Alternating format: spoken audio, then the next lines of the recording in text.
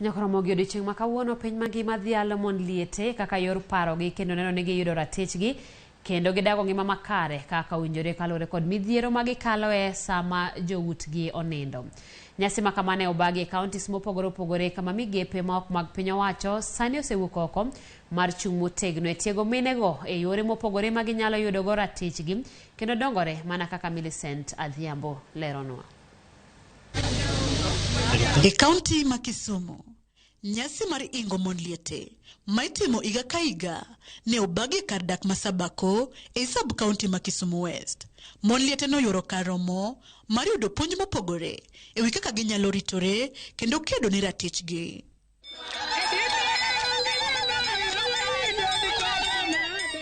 Mond liete ma omi aboro sani oseyudo fuong'ruok kotenore kod midhiero ma gikaloe kaka mond liete kaluwore kod tiegruok gi sir ma giyudo sani kuom migawo ma ok mar piny owacho mong'ere kaka Nyanam Widows Rising mane ochakore e higa 2019 kaka jatelo maduong' mar migawo no leronwa.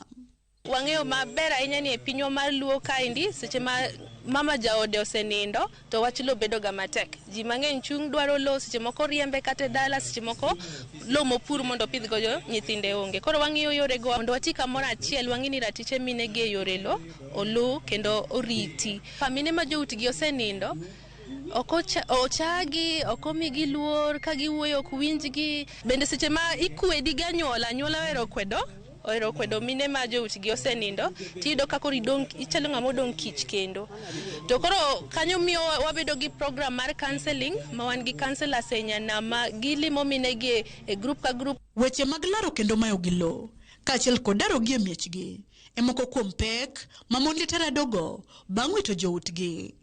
Waromo gi moko kuom mond liete mamiyo wasigandgi kod pek ma gikaloe. An chwora notho higa mar 98 nyaka ne chwora tho asebedo gi tich matek nikech noweya ka pod atin chiliel ma pod tin ing'e ni wang' pod nene abedo gi chandruok kata oda ne chwer nadak marach kaka nanyalo chiemo ne onge nikech nakia kuma inyalo go tong'o nikech ne chwora notho kan Mombasa kaduogo dala ka kama namak notama to girupni osekonya mopuonja nyaka kaka ipuro kaka nyalo dak e dala sani an gi mond jawuota.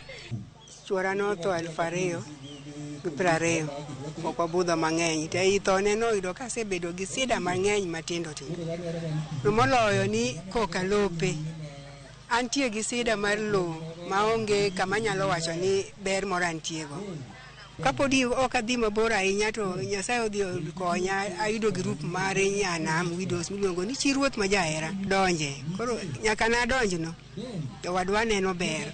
Kwayo mane magipedho e nyim piny owacho kotenore kod pek magirado godo kaka mond liete bang' lalo joutgi.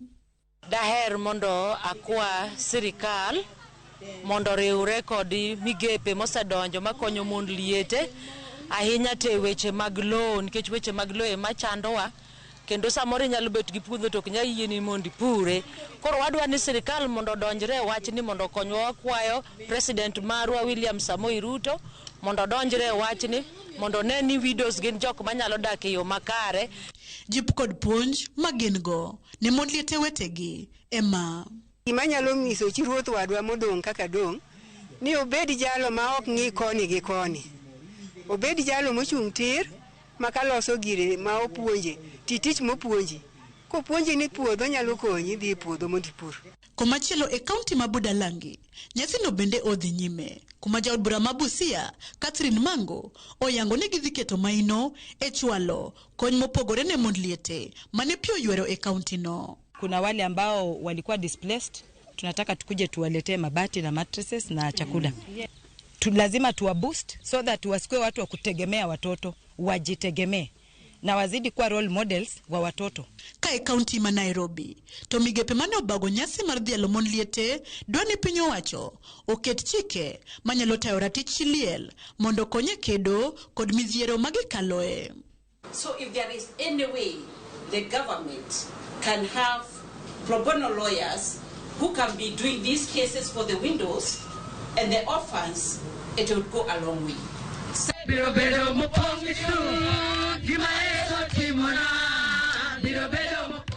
E sama migepe ma ok mag piny owacho mopogore medo wuok oko mar neno ni gichung' motegno kendo ting'o malo mond liete mondo gibed kod ngima makare.